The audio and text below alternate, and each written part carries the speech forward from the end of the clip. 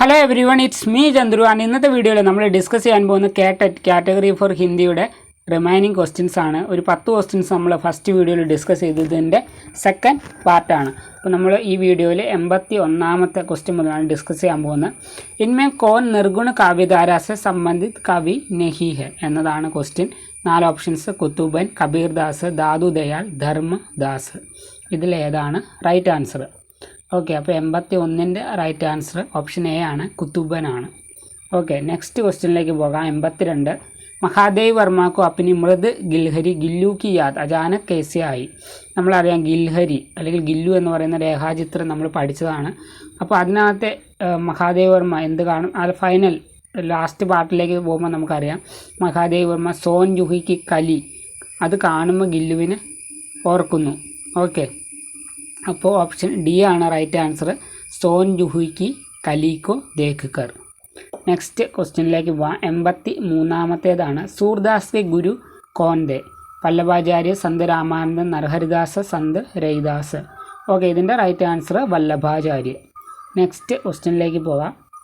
പ്രഥം രശ്മി കാ ആന രംഗിണി തൂനെ കൈസെ പഹചാന കഹാം കഹാം ഹെ ബാൽ വിഹംഗിനി പായാ തൂനെ वो गाना यहाँ कवि ने किसको संबोधित किया है?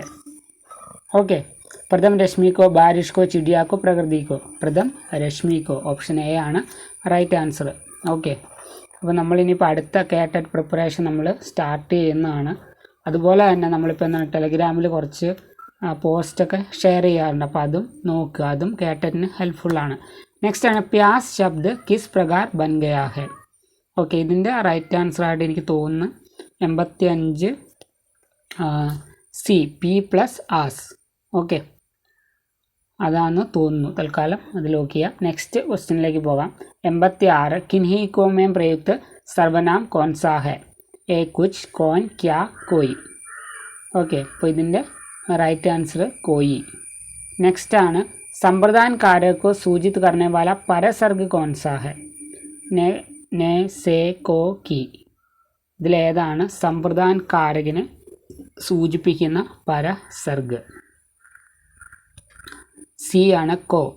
ഓക്കെ, നെക്സ്റ്റ് ആണ് പൃഥ്വിരാജ് രാസോ കെ സംബന്ധ में सही प्रस्ताव कौन सा है? മുക്ത കാവ്യ, പ്രബന്ധ കാവ്യ, ചമ്പു കാവ്യ, ഗദ്യ കാവ്യ. ഇതിലേതാണ് റൈറ്റ് ആൻസർ?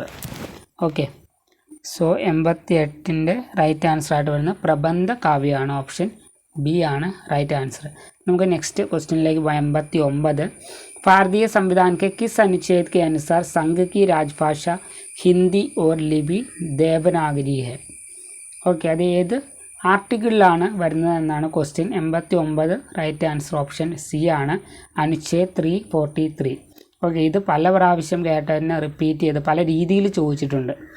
ഓക്കെ, രാജ്ഭാഷ ഹിന്ദിയായിട്ട് ബന്ധപ്പെട്ട്, അപ്പോൾ അത് ശ്രദ്ധിക്കുക. അപ്പോൾ ഇനി വരുന്ന എക്സാമിലും ഈ മോഡൽ ക്വസ്റ്റ്യൻസ് വരാം. നെക്സ്റ്റ് ആണ് 90ാമത്തെ ക്വസ്റ്റ്യൻ ആണ്. ഇൻമേ കിസ്കി ഗണന പ്രഗതിവാദി സാഹിത്യകാർ കെ രൂപ में की जा सकती है? ഓക്കെ, ഇതിൽ ആരാണ് പ്രഗതിവാദി സാഹിത്യകാർ? 90. കേദാർനാഥ് അഗ്രവാൾ, ഘനാനന്ദ മധുര, മഹാവീർ പ്രസാദ് ദ്വിവേദി. ഓക്കെ, ഇതിനകത്ത് നമുക്കറിയാം ഘനാനന്ദൊന്നും എന്തായാലും വരില്ല. ഓപ്ഷൻ എ ആണ് റൈറ്റ് ആൻസർ, കേദാർനാഥ് അഗ്രവാൾ പ്രഗതിവാദി സാഹിത്യകാർ. ഓക്കെ, അപ്പോൾ നമുക്ക് ഇന്നത്തെ ഈ 10 ക്വസ്റ്റ്യനാണ്. നമുക്കൊന്ന് റീക്യാപ്പ് പോകാം. മെയിനായിട്ട് ഇതിനകത്ത് ഫസ്റ്റിലത്തെ ക്വസ്റ്റ്യൻ നിർഗുണ കാവ്യധാരനെ കുറിച്ച്, അതിൽ വരുന്ന കവികളെ കുറിച്ചാണ്.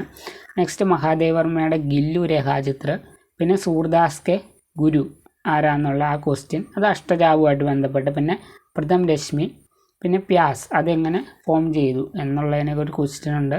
നെക്സ്റ്റ് ആണ് സർവനാമുണ്ട്, അതുപോലെ തന്നെ കാരകനെ കുറിച്ചുണ്ടായിരുന്നു, പൃഥ്വിരാജ് രാസോയുണ്ട്, പിന്നെ കിസ് അനുച്ഛേദ് അതായത് ആർട്ടിക്കിൾ 343, പിന്നെ പ്രഗതിവാദി സാഹിത്യകാർ.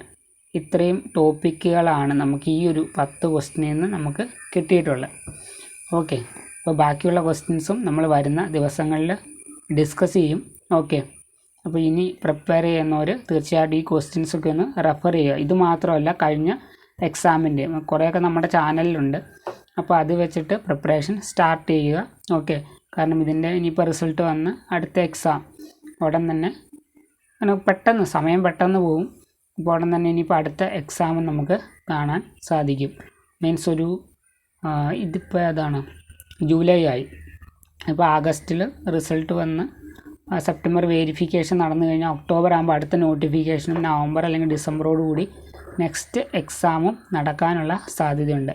ഓക്കെ, അപ്പോൾ ആ കാര്യം ശ്രദ്ധിക്കുക. So guys, see you in the next. തബ് തക് के लिए ओके बाय.